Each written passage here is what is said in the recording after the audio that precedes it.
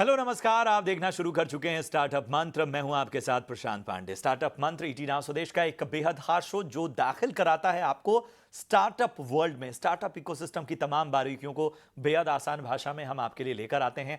हमारी कोशिश है, हमारा मिशन है कि जो यंग एंटरप्रेन्योर्स इस शो को देख रहे हैं उन्हें एक इंस्पिरेशन मिले, इनोवेशन करने का उनके पास आइडिया हो, और इसके साथ ही उन्हें इंफॉर्मेशन, सबसे इंपॉर्टेंट उनको इंफॉर्मेशन मिले स्टार्टअप वर्ल्ड के बारे में। जी हाँ, इसी वजह से हम हर हफ्ते तमाम स्टार्टअप के दिग्गजों को जोड़ते हैं और उनसे उनके स्टार्टअप थीम, उनके कारोबार की तमाम बारीकियों को जानने की कोशिश करते हैं। आखिर चुनौतियां क्या हैं, संभावनाएं क्या हैं, किसी भी स्टार्टअप को खड़ा करने के लिए किन किन बातों को जानना और जुटाना आवश्यक होता है, इन सभी पहलुओं पर हम चर्चा करते हैं और इसके साथ ही भारत की जो स्टार्टअप इकोसिस्टम है उसको भी बारीकी से समझते हैं। तो आज की भी चर्चा बड़ी दिलचस्प है क्योंकि हमारे साथ तीन बेहद खास मेहमान जुड़ेंगे। सबसे पहले मैं परिचय करा दूं जो हमारे साथ इस चर्चा में शुरुआती दौर में जुड़ेंगे, जो खास मेहमान उनके बारे में। जी हाँ, हूप एक बड़ा ही इंटरेस्टिंग स्टार्टअप है जिसकी को फाउंडर ट्विंकल उपल हमारे साथ इस चर्चा में जुड़ रही हैं। ट्विंकल, बहुत बहुत स्वागत। और इसलिए भी दिलचस्प है क्योंकि इनके स्टार्टअप के साथ स्पोर्ट जगत की जानी मानी हस्ती पीवी सिंधु जुड़ी हैं, तो इसके बारे में हम जानेंगे। इसके अलावा हेल्थ केयर स्टार्टअप है सेव इन, अपने तरीके में एक अलग तरह से काम कर रहा है और उसके फाउंडर और सीईओ जितिन भसीन साहब भी हमारे साथ इस चर्चा में जुड़ेंगे। इसके अलावा शो के आखिर में हम आपको ओला के मैनेजमेंट से एक खास बातचीत दिखाएंगे जो कि मेरी सहयोगी सृष्टि शर्मा ने की है।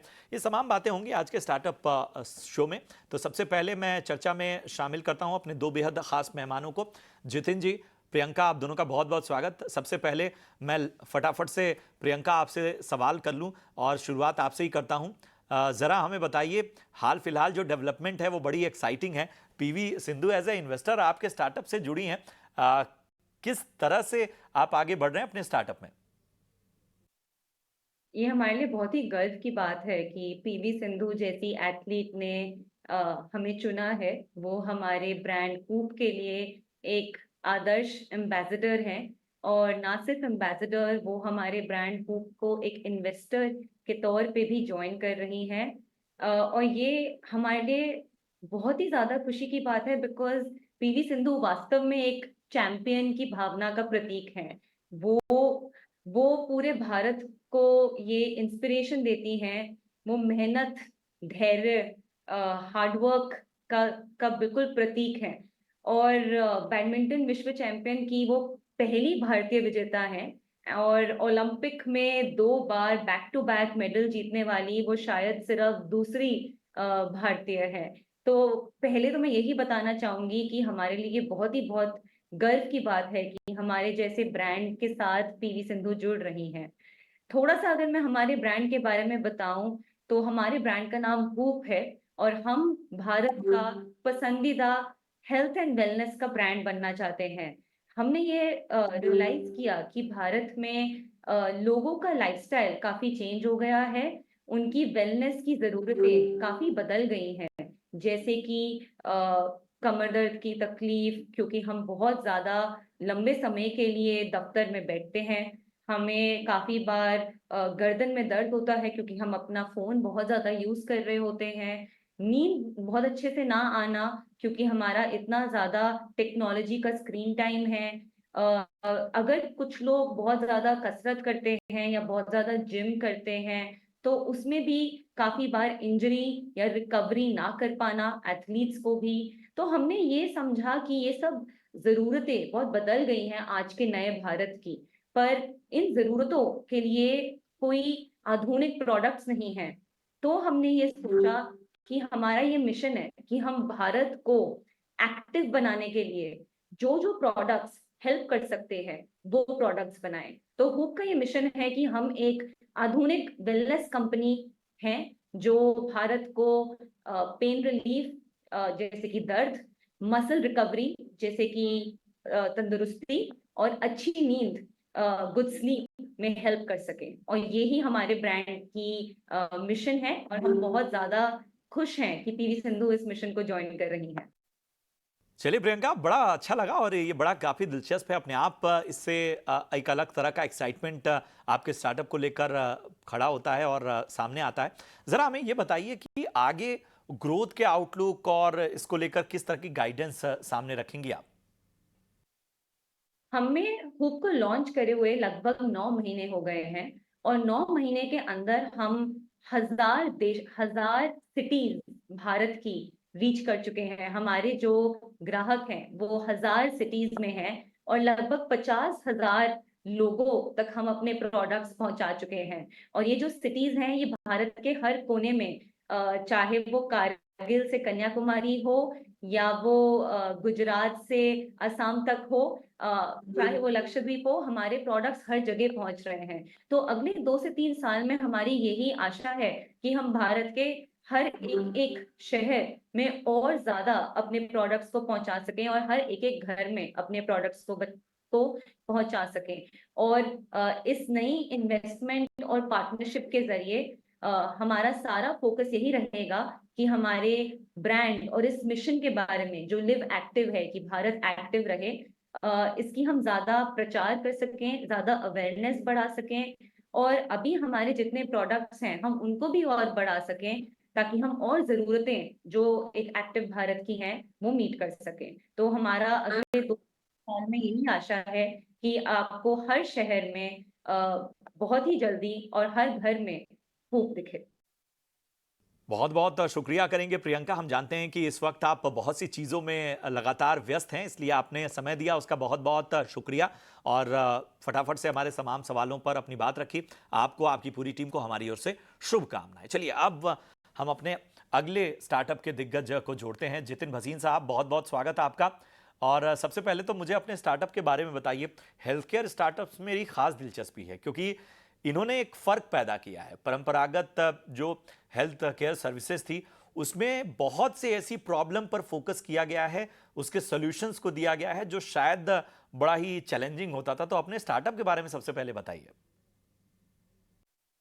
सुप्रशांत, हम लोग सेवन कंपनी बना रहे हैं। सेवन एक हेल्थ केयर फिनटेक स्टार्टअप है, जो हमने जनवरी 2022 में लॉन्च करी।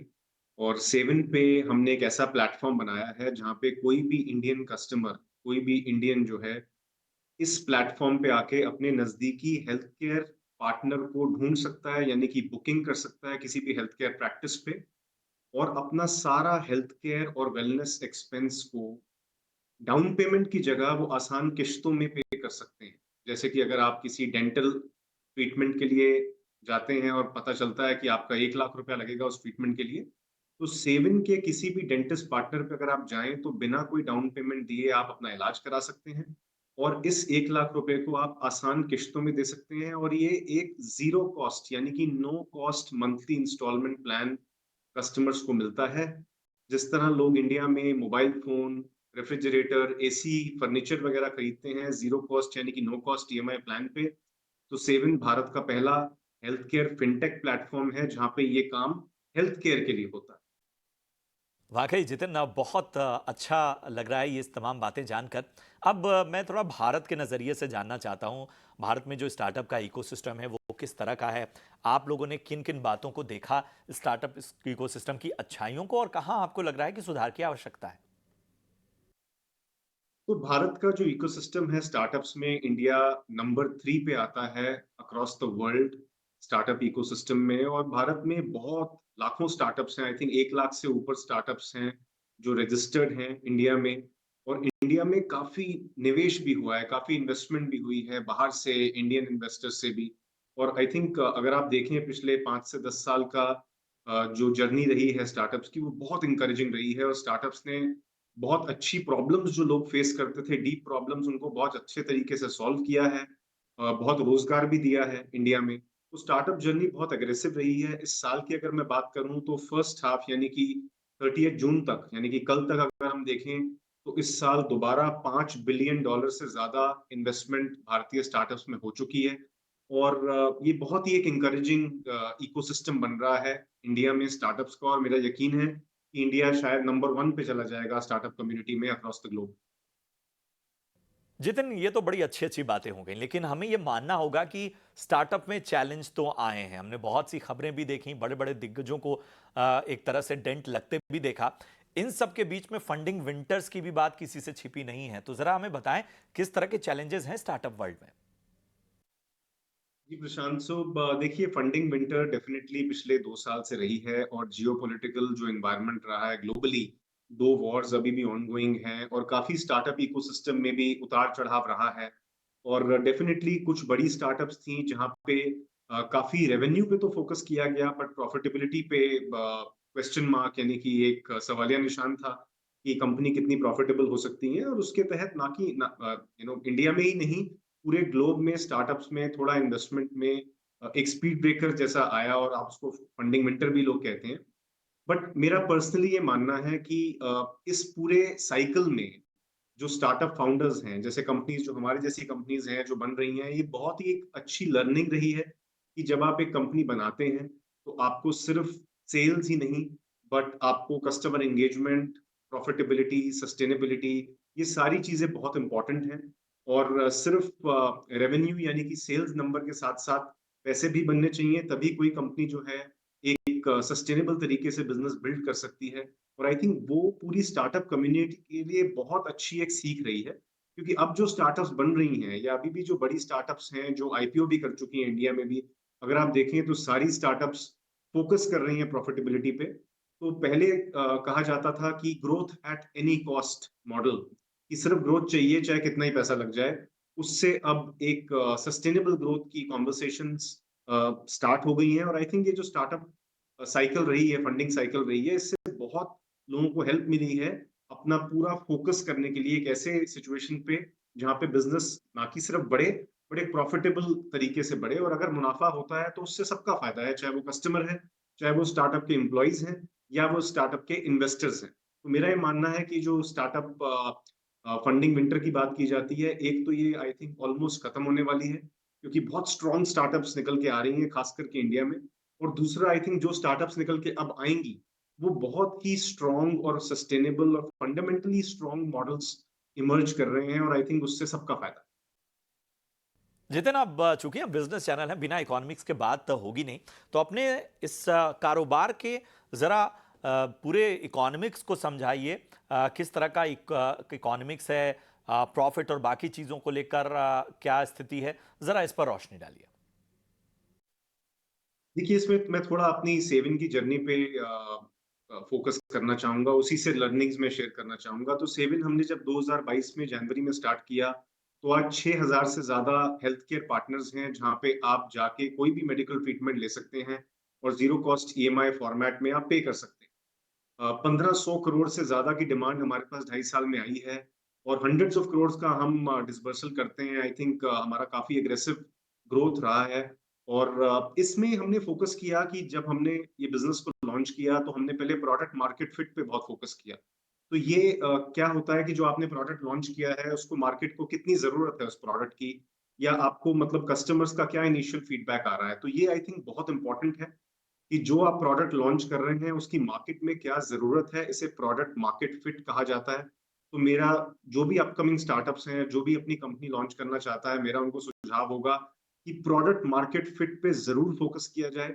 क्योंकि अगर आप सिर्फ मार्केटिंग पे स्पेंड करके या डिस्काउंट्स, कैशबैक के बेसिस पे बिजनेस बनता है, तो वो कहीं फंडामेंटली थोड़ा वीक रह जाता है। सो प्रोडक्ट मार्केट फिट एक बहुत इंपॉर्टेंट मेट्रिक है। दूसरा, जैसे मैंने आपसे कहा कि हमारे पास 1,500 करोड़ से ऊपर की डिमांड 2.5 साल में हमने सर्व की है। कस्टमर्स की 3 लाख से ऊपर कस्टमर्स ने हमें इस्तेमाल किया है अपने मेडिकल एक्सपेंसेस को ईएमआईज में ब्रेक करने के लिए। अब जब ये काम होता है, तो क्या पर यूनिट सेल पे कोई प्रॉफिट कंपनी का बनता है, तो इसे यूनिट इकोनॉमिक्स कहा जाता है। सो यूनिट इकोनॉमिक्स का पॉजिटिव होना, यानी कि जो भी आप सेल करते हैं उस पर कुछ मुनाफा होना बहुत इंपॉर्टेंट है। तो ये सेकंड बहुत इंपॉर्टेंट मेट्रिक होता है किसी स्टार्टअप के लिए, कि एवरी सेल, जो भी सेल हो रही है उस पर आपका कुछ मुनाफा होता है पर यूनिट, हाँ कि ना। तो अगर प्रोडक्ट मार्केट फिट है और आपका यूनिट इकोनॉमिक्स में पॉजिटिव, यानी कि मुनाफा आपको दिखता है हर सेल पे, तो वो एक बहुत अच्छा इंडिकेशन होता है किसी भी स्टार्टअप के लिए।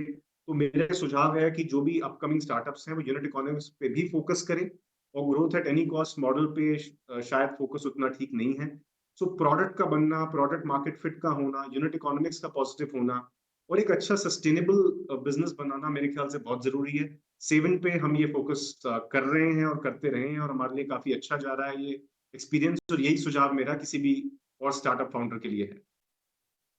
जितिन, मेरा आखिरी सवाल आपसे आपके आगे के जो पूरे ग्रोथ आउटलुक है उसको लेकर होगा। आगे किस तरह का है, और स्पेशली हेल्थ केयर मार्केट को अगर हम देखें तो वो किस तरह से आप देख रहे हैं? देखिए, जैसे मैंने आपको बताया कि हम लोग जो बिजनेस बिल्ड कर रहे हैं, हेल्थ केयर फाइनेंस प्लेटफॉर्म, ये एक बहुत बड़ी मार्केट है। सो इंडिया में $100 बिलियन से ऊपर का स्पेंड है हेल्थ केयर पे हर साल, और 10% से ज्यादा हाउसेस होल्ड्स के, यानी कि घरों के पास at a household level insurance penetration है नहीं, इंश्योरेंस, हेल्थ इंश्योरेंस उतना नहीं होता। तो हमें लगता है कि on demand credit for health care, यानी कि जब आपको कोई हेल्थ केयर का प्रोसीजर, यानी कि कोई भी ट्रीटमेंट कराना है, अगर आपको उसके लिए पैसा मिल जाता है और आप मंथली पेमेंट्स पे स्प्लिट कर सकते हैं, तो ये बहुत बड़ी मार्केट है। तो हमें लगता है कि हमारे लिए बहुत बड़ी अपॉर्चुनिटी है, और सेवन नंबर वन प्लेटफॉर्म बन के इमर्ज कर रहा है इस सेगमेंट में। पिछले 2.5 साल में हमारी काफी ग्रोथ रही है। हमारी टॉप लाइन 250 से ज्यादा गुना हमारी टॉप लाइन में ग्रोथ आया है पिछले 2.5 साल में। सो हमें लगता है कि हमें काफी स्ट्रॉन्ग ग्रोथ पाथ पे रहना चाहते हैं और एक सस्टेनेबल प्रॉफिटेबल ग्रोथ पाथ पे रहना चाहते हैं। हमारे काफी बड़े बैंकिंग पार्टनर्स हैं, जैसे कि आईसीआईसीआई बैंक, एचडीएफसी बैंक जैसे पार्टनर्स हमारे साथ, पार्टनर्स हम उनके साथ हैं। तो हमारा यही एक फोकस है कि लाखों करोड़ों इंडियंस को हम हेल्थ केयर प्रोडक्ट्स अवेल करने के लिए टाइमली फाइनेंस प्रोवाइड करें, और इंडिया का सबसे बड़ा मार्केट प्लेस हेल्थ केयर का डिस्ट्रीब्यूशन का मार्केट प्लेस सेवन बन के निकले, कि आप जाके सेवन पे कोई भी ट्रीटमेंट ढूंढ सकते हैं, आप विजिट बुक कर सकते हैं किसी भी हेल्थ केयर प्रैक्टिस पे, और वहां जाके पेमेंट्स भी आप सेवन से कर सकते हैं। तो हम एक हेल्थ केयर मार्केट प्लेस और बहुत बड़ी हेल्थ केयर फिनटेक प्लेटफॉर्म बन के इमर्ज करना चाहते हैं, और मुझे लगता है कि हमारे पास बहुत बड़ी अपॉर्चुनिटी है और उसके ऊपर बहुत बड़ा एफर्ट चाहिए और काम करना है, और उसके लिए हम लोग काफी मोटिवेटेड और काफी एक्साइटेड। तो यही हमारे फ्यूचर प्लान्स हैं। बहुत बहुत शुक्रिया करेंगे जितिन आपका हमारे साथ इस चर्चा में जुड़ने के लिए। उम्मीद यही करते हैं कि ये जो सोच है वो और ज़्यादा आगे बढ़े, अपग्रेड हो, आपकी टीम और ज़्यादा बेहतर और बेहतरीन करे, कारोबार में और ज़्यादा उन्नति हो। बहुत बहुत शुक्रिया हमसे जुड़ने के लिए। बहरहाल यहाँ वक्त हो गया एक छोटे से ब्रेक का। ब्रेक के उस पार जब लौटेंगे तो आपको दिखाएंगे हम ओला के मैनेजमेंट से खास बातचीत। आप बने रहिए हमारे साथ।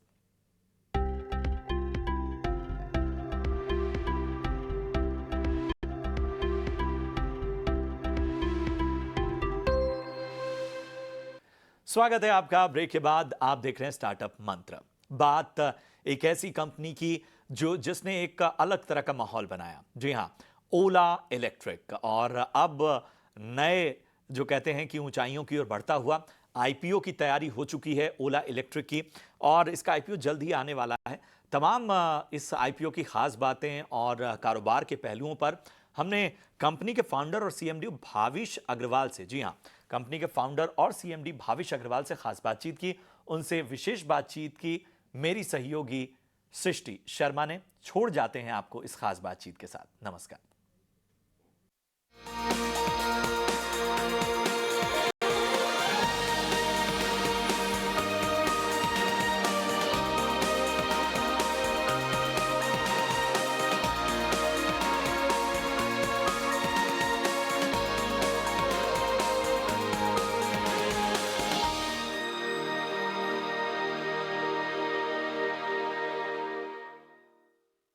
नमस्कार, आप देख रहे हैं ईटी नाउ स्वदेश। आपका बहुत बहुत स्वागत है इस खास इंटरैक्शन में, क्योंकि ओला इलेक्ट्रिक आईपीओ को लेकर ढेर सारी एक्साइटमेंट है और आने वाले समय के लिए किस तरीके से कंपनी ग्रो करेगी, इस पे आइए और चर्चा करते हैं none other than mister Bhavesh Agarwal के साथ। भावेश, आपका बहुत बहुत स्वागत है, शुक्रिया अपना समय देने के लिए। हमने आज आपकी पूरी फैक्ट्री का विजिट किया, काफी शानदार एक्सपीरियंस था।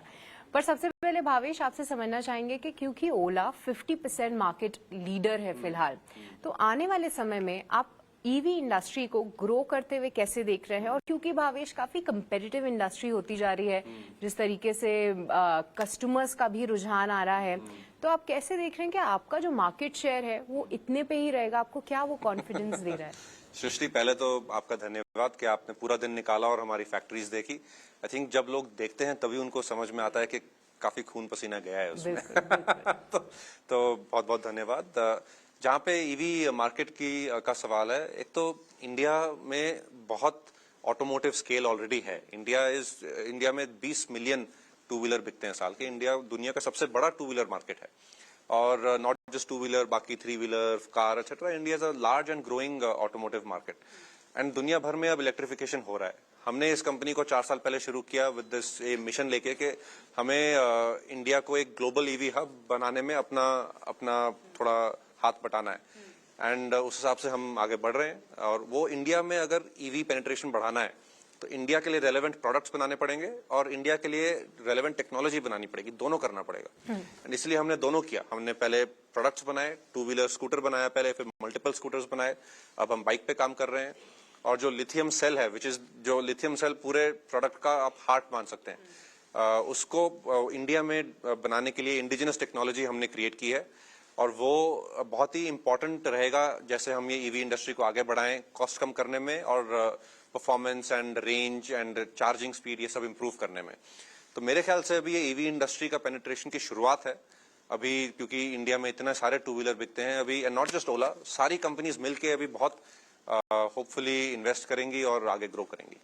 तो भावेश, अगर बात करें प्राइसिंग की, तो क्योंकि अभी ओला इनके ऑलमोस्ट 6 प्रोडक्ट्स हैं और उसके बाद हम देख रहे हैं कि ये पूरी इंडस्ट्री थोड़ी कंपेटिटिव बनती जा रही है, थोड़े प्राइस कट्स भी हो रहे हैं और साथ ही फेम सब्सिडी का भी अब इतना सपोर्ट नहीं है। आप कैसे देख रहे हैं ये पूरा लैंडस्केप? क्या आपको लगता है कि और कस्टमर्स को लाने के लिए क्या कंपनीज थोड़ा सा हिट लेंगी ताकि प्राइजेस थोड़े कम रहे? क्योंकि आपके पास तो देखिए एडवांटेज है पीएलआई की और बाकी सारे इंसेंटिव्स की, पर एज अ कंपटीशन कैसे आप बिल्ड देख रहे हैं कि 1 लाख से ऊपर की ज्यादा जो ईवीज हैं उनमें रुझान आ सकता है या कंपनीज को थोड़े दाम घटाने पड़ेंगे? सृष्टि, आपने अच्छा पॉइंट उठाया कि गवर्नमेंट ने डायरेक्शन दी है कि फेम सब्सिडी अब धीरे धीरे कम करेंगे, एंड पिछले 1.5-2 साल में वो काफी उन्होंने ऑलरेडी कम कर दिया है। अब 10,000 के आसपास मिलता है हर प्रोडक्ट पे। तो आई थिंक उस पीरियड में एक्चुअली इंडस्ट्री ग्रो करी है। अगर आप वाहन नंबर्स भी देखें पिछले 1-2 साल में इंडस्ट्री काफी ग्रो करी है। तो आई थिंक इंडस्ट्री ने अपने कॉस्ट स्ट्रक्चर सही किए हैं, इंडस्ट्री ने अपनी टेक्नोलॉजी डेवलप करी है ताकि वो मार्जिन भी बना सके और प्राइसेस भी कम कर सके और फेम पे डिपेंडेंट ना रहे। एंड ये जो जर्नी है ये दुनिया में हर लार्ज ईवी कंट्री में हुआ है। गवर्नमेंट ने शुरू में इंसेंटिव सपोर्ट दिया था, फिर धीरे धीरे टेपर ऑफ किया और इंडस्ट्री ने फिर अपने कॉस्ट स्ट्रक्चर इंप्रूव किए, स्केल के साथ मार्जिन बनने शुरू हुए। तो वही जर्नी पे हम भी हैं। फेम सब्सिडी तो कम हो गई, हमें 2 पीएलआई गवर्नमेंट ने दी हैं, एक ईवी मैन्युफैक्चरिंग और एक लिथियम सेल मैन्युफैक्चरिंग। दोनों में हम इन्वेस्ट कर रहे हैं और दोनों का बेनिफिट हम कंज्यूमर को पास ऑन भी कर रहे हैं। और हमारा फोकस है कि कंज्यूमर को हम मल्टीपल प्रोडक्ट्स लाएं एट डिफरेंट प्राइस पॉइंट्स। जैसे आप कह रही थी कि जो प्रीमियम प्राइस पॉइंट्स है ₹1,00,000 के ऊपर, उसमें तो ऑलरेडी काफी लोगों को हमारे प्रोडक्ट्स पसंद हैं और ईवी पेनिट्रेशन काफी अलग लेवल पे है। और जो मास मार्केट प्रोडक्ट्स हैं ₹1,00,000 से कम, वो हमारे पहले प्रोडक्ट्स जो हैं S1X सीरीज के जो हैं वो पिछले कुछ महीनों में आने शुरू हुए हैं और उससे उस सेगमेंट में पेनिट्रेशन अब बढ़ रहा है इलेक्ट्रिफिकेशन का। हमारा फोकस है जैसे हम आगे बढ़ रहे हैं कि हम और मैन्युफैक्चरिंग का वर्टिकल इंटीग्रेशन करें। हम ऑलरेडी काफी ज्यादा वर्टिकली इंटीग्रेटेड हैं कंपेयर टू अदर कंपनीज, कि हम काफी कंपोनेंट्स इन हाउस बनाते हैं। एंड जो उस वर्टिकल इंटीग्रेशन का मेन इनिशिएटिव है वो है सेल, कि हम अपना लिथियम सेल खुद बनाएं और इंडिया में बनाएं, इंडिजिनस टेक्नोलॉजी से बनाएं और इंडियन सप्लाई चेन से बनाएं। तो उसमें आप सोचिए एक ईवी गाड़ी का नॉर्मली 35-40% कॉस्ट सेल होता है, और अगर आप वो सेल इंडिया में बनाएंगे तो आप उसमें काफी सेविंग कर सकते हैं और वो सेविंग भी हम फिर मार्जिन इंप्रूवमेंट में लेंगे। मार्जिन इंप्रूवमेंट पर क्या कस्टमर्स को भी सस्ते? दोनों होएगा, वो किस प्रोडक्ट में कितना होगा वो तो मार्केट डायनामिक्स होते हैं। ठीक है। एंड लास्टली भावेश, की आपकी गीगा फैक्ट्री है, उसको पीएलआई भी मिला हुआ है और अब साल के एंड तक 5 गीगावाट आप टच कर लेंगे, तो इसमें से कितना आपके कैप्टिव यूज के लिए काम आ सकता है और कितना आप सोच रहे हैं कि मार्केट में उतारेंगे और किस तरीके से आप देख रहे हैं कि मार्केट में रुझान रहेगा ताकि वो आपके पास आए अपनी बैटरीज के लिए? देखिए, हमें जो 20 गीगावाट आवर गवर्नमेंट ने एलोकेट किया है वो हम फेज वाइज कर रहे हैं। फेज 1 का है 5 गीगावाट आवर, जो हम नेक्स्ट ईयर तक कंप्लीट कर देंगे। फॉर 1 मिलियन टू व्हीलर्स हमें अबाउट 3 गीगावाट आवर चाहिए। तो 5 गीगावाट आवर का जब हम स्केल पहुंचेंगे तो हमारे पास एक्स्ट्रा कैपेसिटी हो सकती है, जो हम फिर बाकी इंडस्ट्री में लोगों को या फिर एनर्जी स्टोरेज वगैरह में डिप्लॉय कर सकते हैं। बट वो जो जर्नी है जब होगा तब हम उस पर और कमेंट करेंगे। अभी हमारा फोकस है कि हम अपना जो कमर्शियल प्रोडक्शन है अगले कुछ महीनों में उसको शुरू करें और हमारे प्रोडक्ट में अर्ली नेक्स्ट ईयर हमारा खुद का सेल आए एंड उसके बाद फिर हम कैपेसिटी इंक्रीज करेंगे और बाकियों के लिए भी ऑफर करेंगे। Alright Bhavesh, thank you so much हमें समय देने के लिए and all the best for the upcoming. Thank you so much Srishti.